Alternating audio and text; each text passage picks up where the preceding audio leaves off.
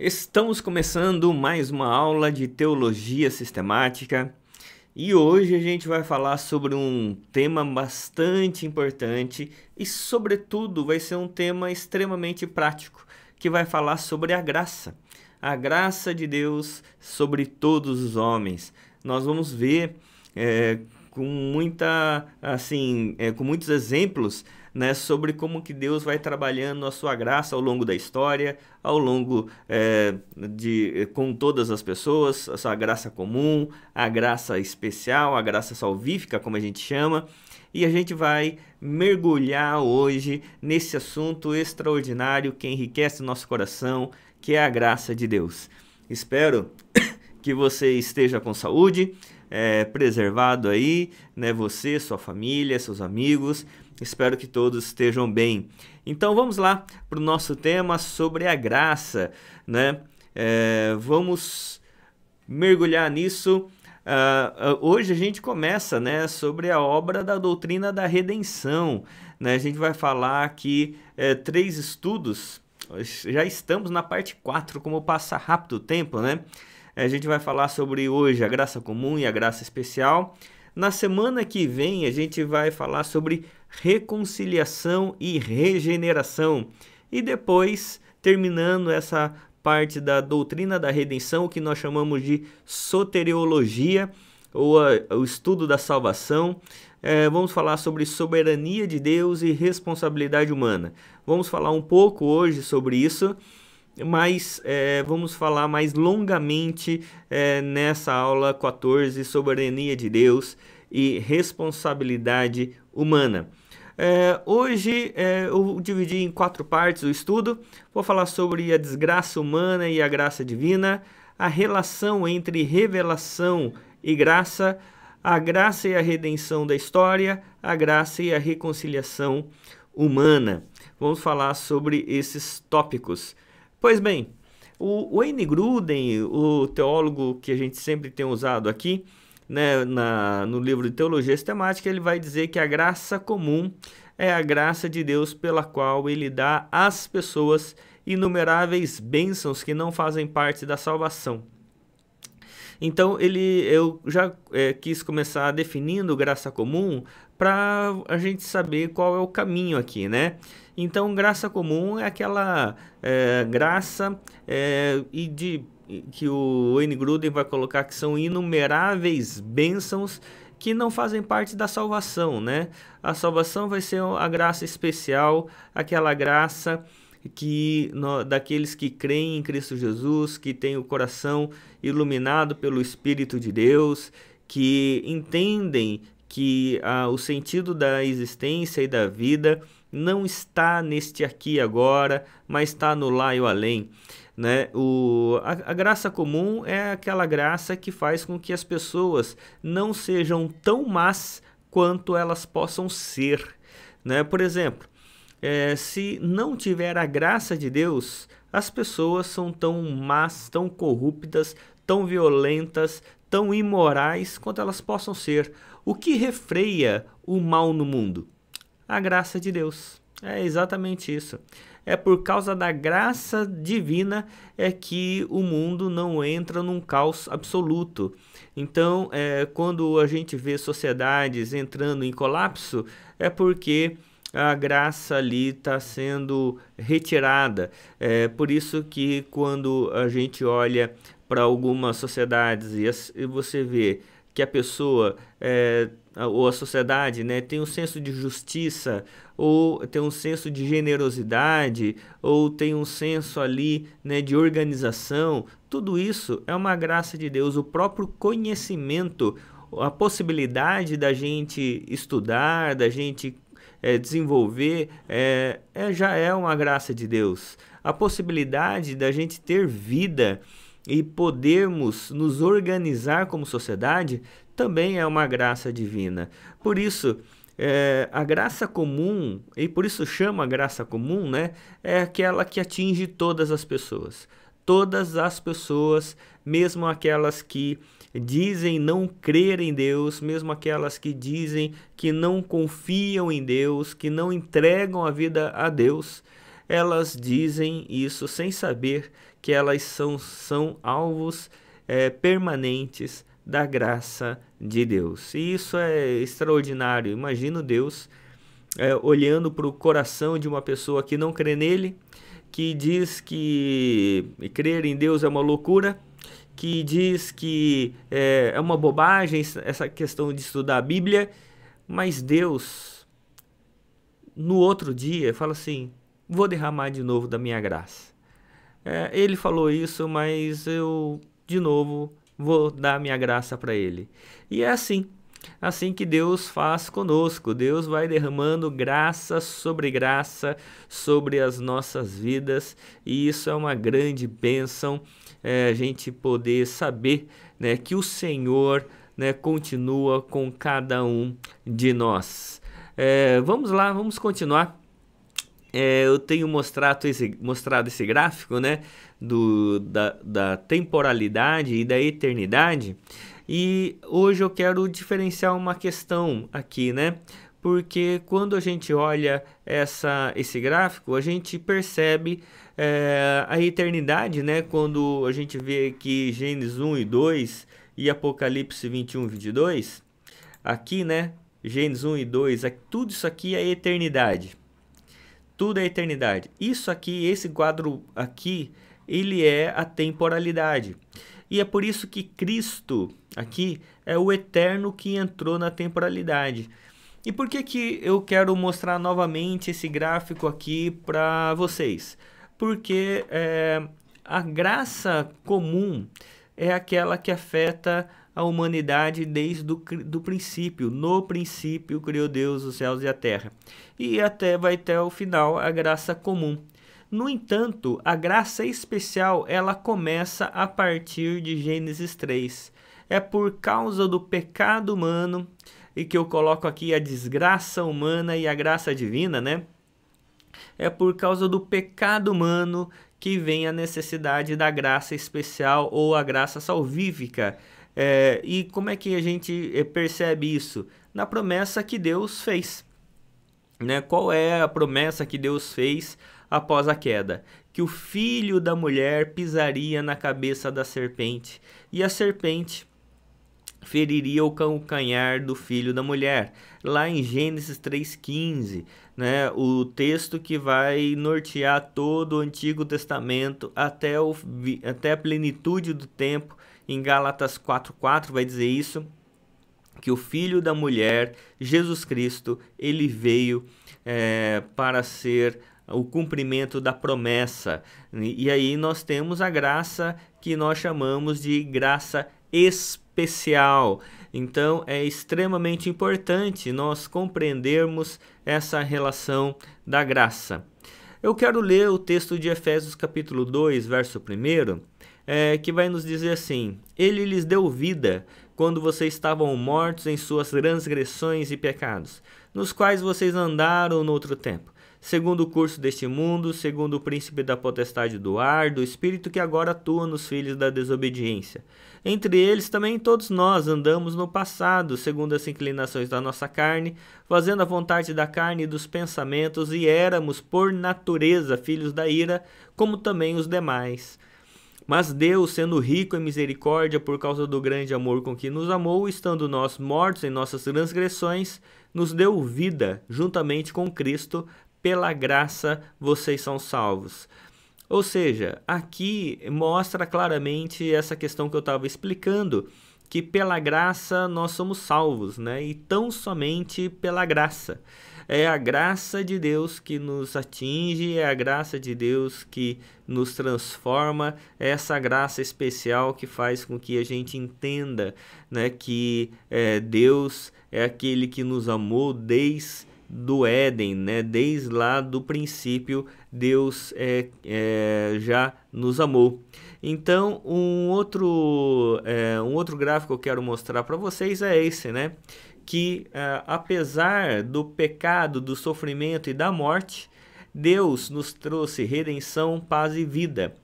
E por quê? Porque à medida que a gente vai entendendo agora a existência, a gente sabe que todas as pessoas que nascem, elas vão ter duas vão ter duas certezas na vida. Você sabe quais são as duas certezas na vida de todo mundo que nasce pós-queda? Pois é, a certeza é que a gente nasceu, mas um dia a gente vai morrer. Pois é, essa é uma certeza. Qual é a outra certeza? É que enquanto a gente não morre, a gente vai sofrer. Que nesse mundo nós teríamos aflições. Pois é, as duas certezas de todo mundo que nasce é a certeza que nós vamos nos encontrar com a morte. E enquanto nós não nos encontrarmos com a morte, esse caminho é um caminho de sofrimento. Por quê? Por causa do pecado, né? O salário do pecado é a morte.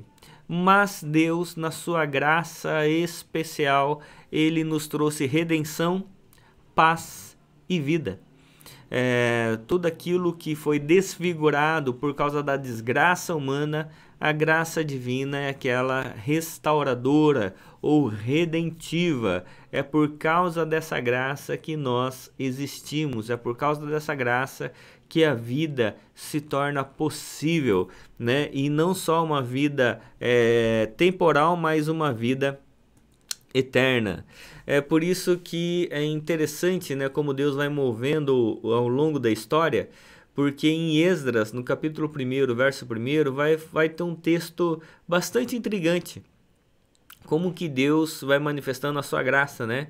Vai dizer assim: no primeiro ano do reinado de Ciro, rei da Pérsia, para que se cumprisse a palavra do Senhor por boca de Jeremias, o Senhor despertou o espírito de Ciro. Olha, esse texto está bastante importante. O Senhor despertou o espírito de Ciro, rei da Pérsia, que ordenou que se proclamasse em todo o seu reino e que se pusesse por escrito o seguinte: assim diz Ciro, o rei da Pérsia: o Senhor, Deus dos céus, me deu todos os reinos na terra e me encarregou de lhe edificar um templo em Jerusalém que fica em Judá. Aquele que dentre vocês que for do seu povo, que o seu Deus esteja com ele e que suba para Jerusalém, que fica em Judá, e edifique a casa do Senhor, Deus de Israel. Ele é o Deus que está em Jerusalém. Todo aquele que restar, seja qual for o lugar em que habita, que os homens desse lugar o ajudem com prata, ouro, bens e gado, além das dádivas voluntárias para a casa de Deus em Jerusalém.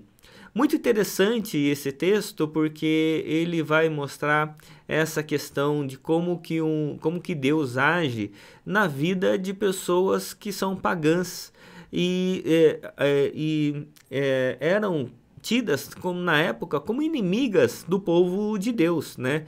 Lembrando que nessa época o povo estava exilado, estava escravizado, né, pelo rei Ciro. Né? É interessante a gente entender toda a cronologia, né, que o povo de Deus, né, o povo de Israel, eles haviam se rebelado contra Deus. Deus permitiu que houvesse um momento ali de exílio, né? A começar pela nação babilônica, que toma Jerusalém, leva o pessoal exilado, escravizado ali para a Babilônia.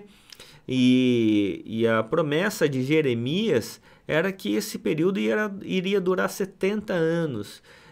Depois, os persas vencem ali a Babilônia e o rei Ciro, então, no ano de 586 a.C., ele faz essa declaração, né, de que agora o povo voltaria para Jerusalém. Não só voltaria, ele não só permitiria, mas faria também todo o esforço para que fosse reedificada Jerusalém, o templo fosse reconstruído, todas as coisas fossem reparadas.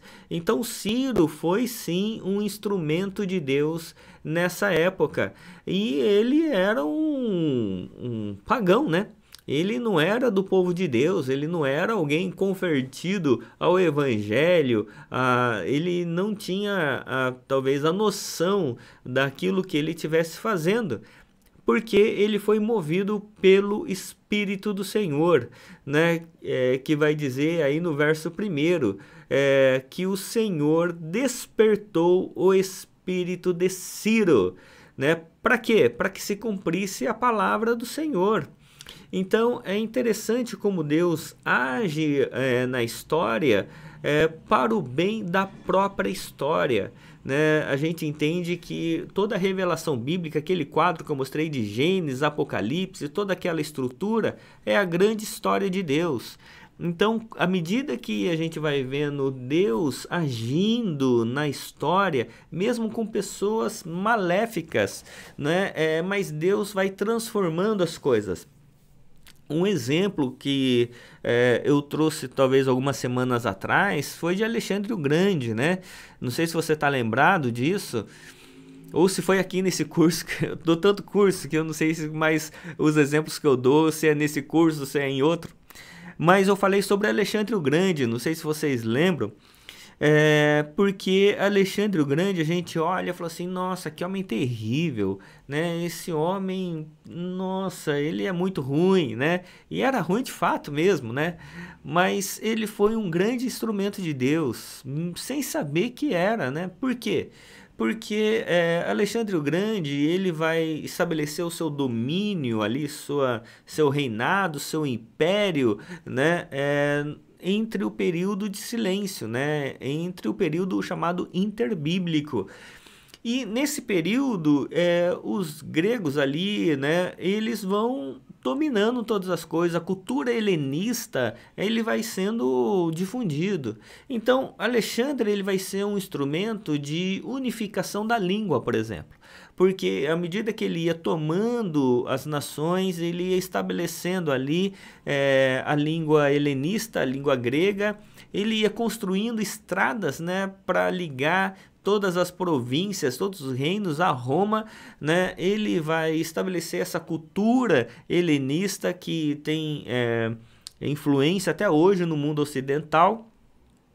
E quando então Cristo vem, até então no povo judeu, a língua bíblica, a língua do Antigo Testamento era o hebraico, porque era a língua ali desde Abraão e tudo mais, né? Era o hebraico, então a língua oficial.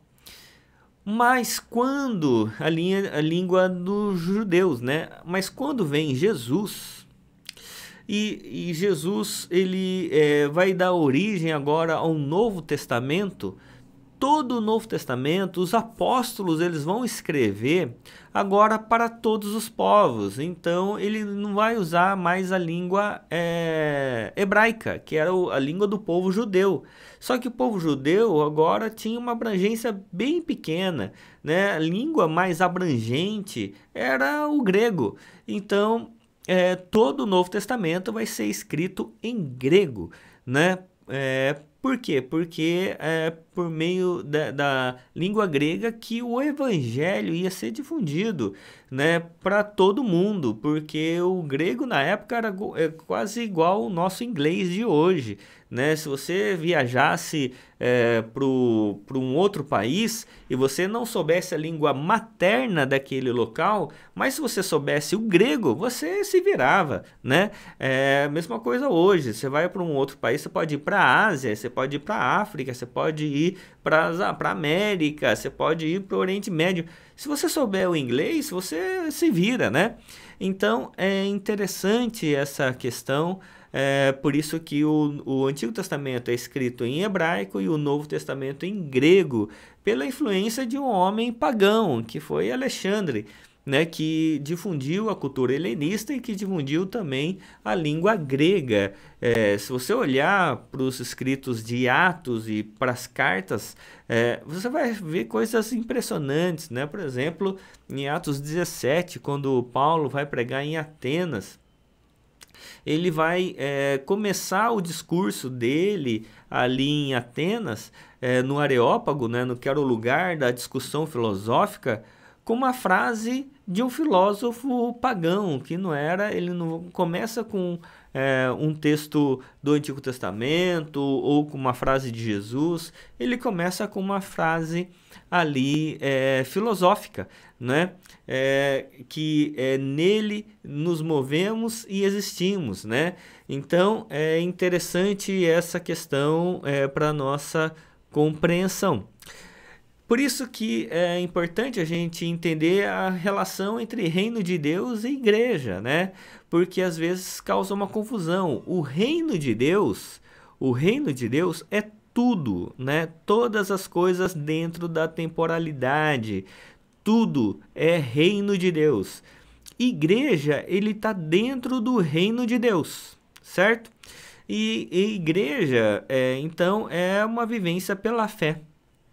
Quando a gente olha para economia, tecnologia, ciência, política, educação, saúde e todas as demais esferas da vida, arte, música, cultura, né, tudo é uma vivência pela ética, mas está dentro do reino de Deus. Ou seja, quem dá inteligência para as pessoas se organizarem economicamente, desenvolverem tecnologia, ciência, como elas se organizam de forma política, a educação, saúde, é Deus. É Deus quem dá essa inteligência. É o que nós chamamos da graça comum. Então, essa graça, ela está impregnada em todas as pessoas. É por isso que há uma questão importante entre graça comum e a justiça, porque é mais ou menos assim.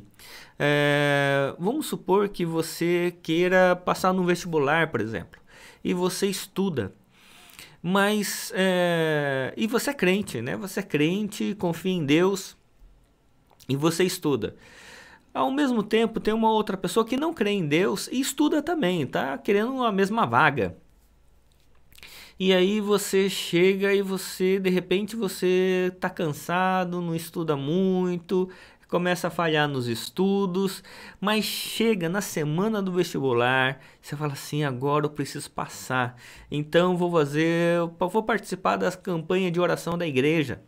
Vou orar porque Deus vai me abençoar, né? Deus vai agir, Deus vai me abençoar, então aí eu vou orar para que dê tudo certo. Mas a outra pessoa estudou mais. Quem vai passar no vestibular? Pois bem, conforme a graça comum, a outra pessoa que vai passar. Você pode ter estudado, né, e participado da reunião de oração, mas não é isso que vai fazer você passar, né? Por quê? Por causa de uma questão de justiça. Então, por exemplo, você vai... É importante orar, viu, irmãos? É importante orar, né? Até para Deus, o Espírito de Deus lembrar o que você estudou, né? Mas por isso é importante, né? Mas só oração, não é? Deus pode fazer um milagre, mas na questão normal, né? A pessoa passa por aquilo que ela estudou.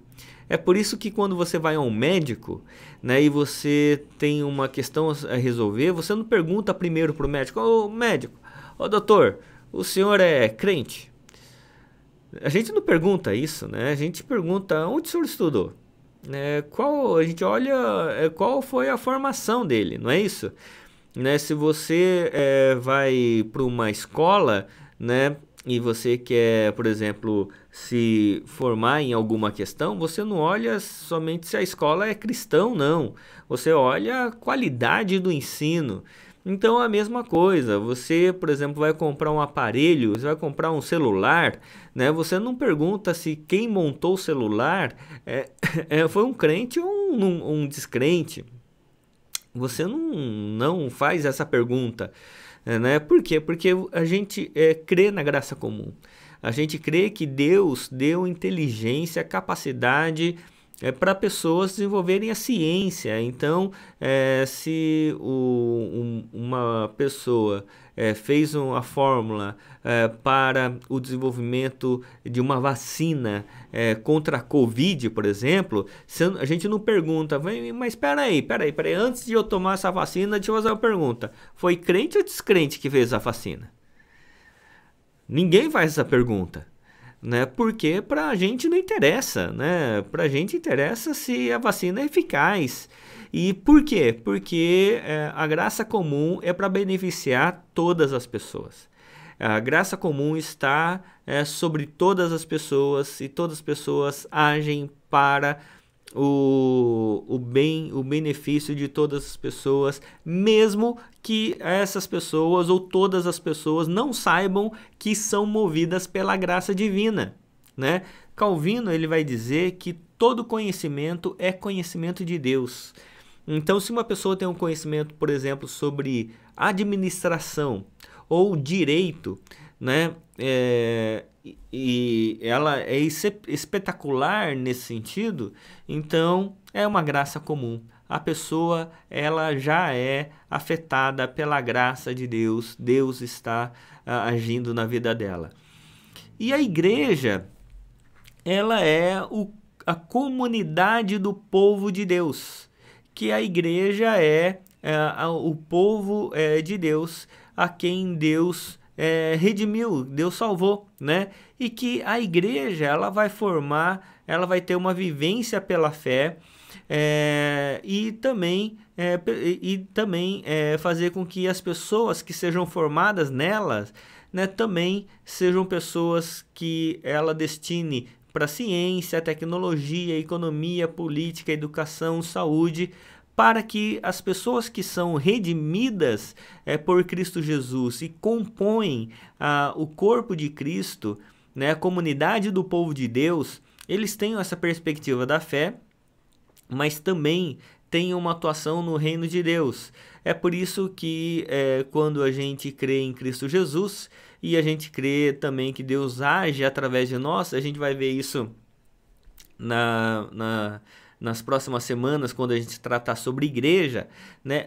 Uma das funções da igreja é formar pessoas para serem os melhores cientistas, os melhores desenvolvedores de tecnologia, os melhores economistas, os melhores políticos, os melhores educadores, os melhores médicos, né? Para que a igreja ela seja luz em todo o ambiente, onde a graça comum também haja ali a graça especial e o nome de Deus seja manifesto e toda a terra glorifique a Deus, né? Então é importante a gente compreender isso. Só uma questão dentro dessa questão política, né? Por isso que nós não entendemos que quando a gente vai falar sobre política, a gente tem que fazer a pergunta: esse político é crente ou é descrente?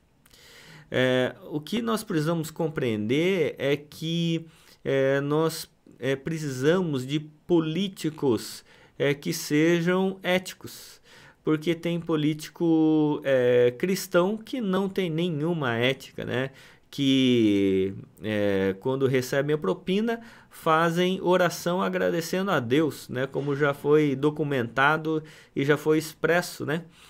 Então, na TV. Então, é importante que a gente saiba discernir bem as coisas, né? Da mesma forma como a gente, quando vai procurar um médico, a gente não pergunta fé.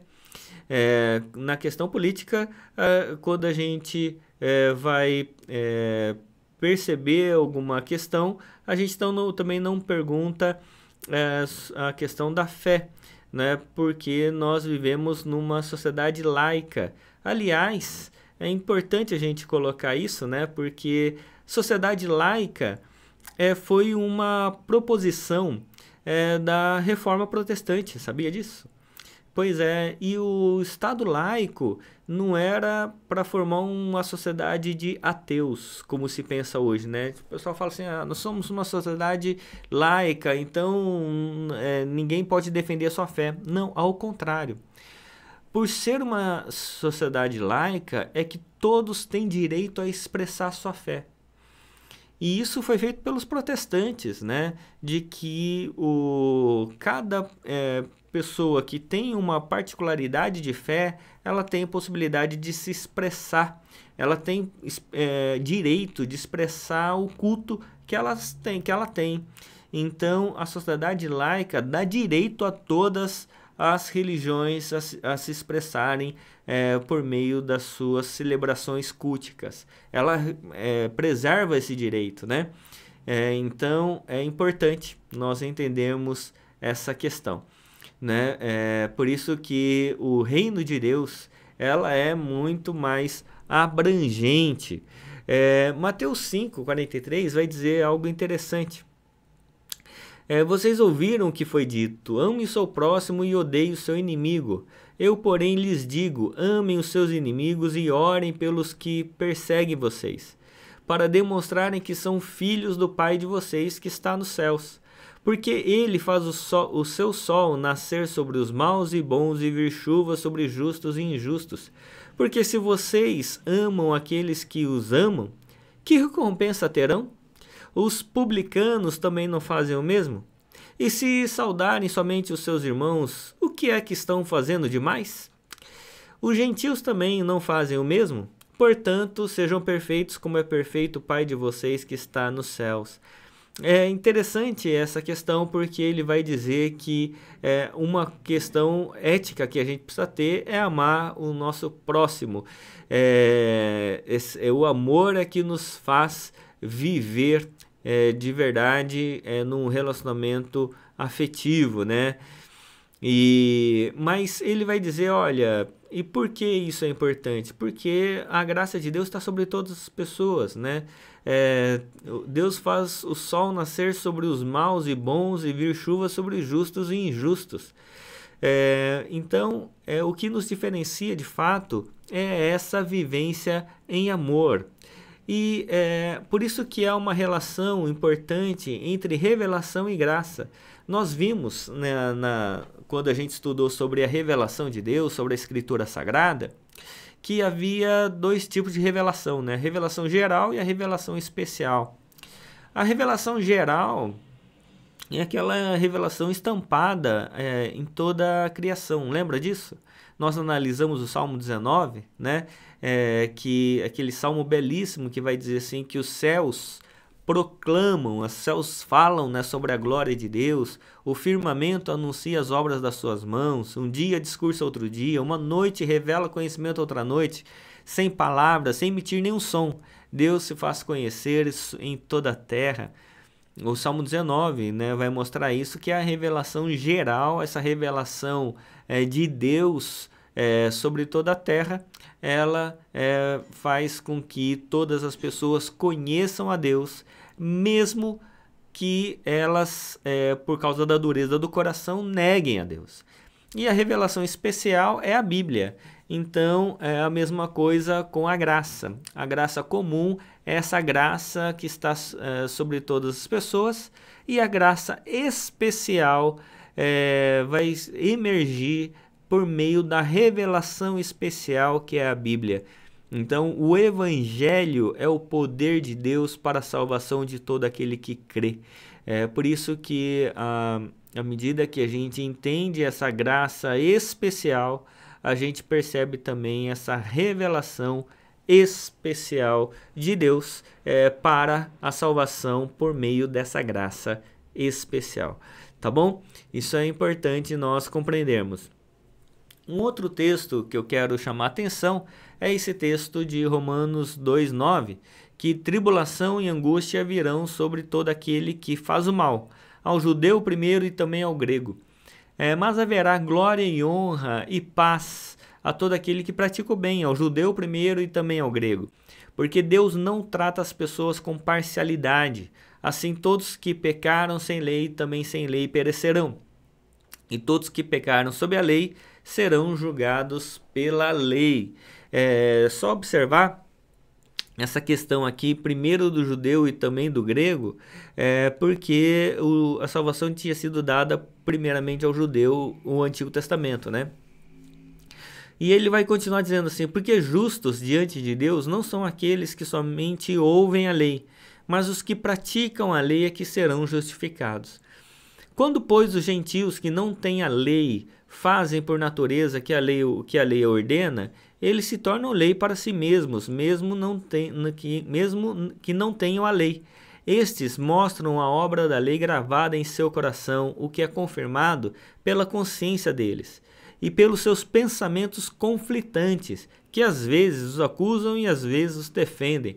No dia em que Deus, por meio de Cristo Jesus, julgar os segredos das pessoas de acordo com o meu evangelho. Eu acho esse texto simplesmente extraordinário, porque ele vai mostrar aqui que é uma lei gravada no coração de todas as pessoas, que é a graça ali comum e a revelação comum, né?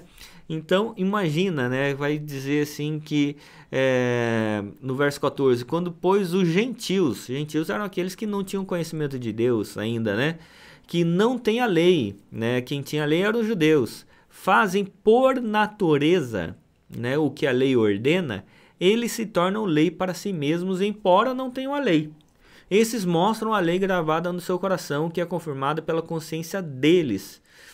Então, é interessante essa questão, porque quando você vai, por exemplo, numa sociedade que não tem o evangelho, por exemplo, para a Ásia, né, nos países asiáticos, tem países que a taxa ali de pessoas que creem em Cristo Jesus é mínimo, né? Mas você percebe algumas marcas da graça de Deus. Você vê que as pessoas, né, se organizam, né? As pessoas são colaborativas, as pessoas são generosas, algumas pessoas são pessoas que têm marcas da graça de Deus. E o que está dizendo aqui é que quando a pessoa age de forma benéfica, benevolente, age de forma cordial, né? Mesmo que não tenha conhecido a Deus, ela mostra que há uma lei gravada no seu próprio coração, que é essa lei, né, de Deus, que o próprio Deus gravou no coração das pessoas.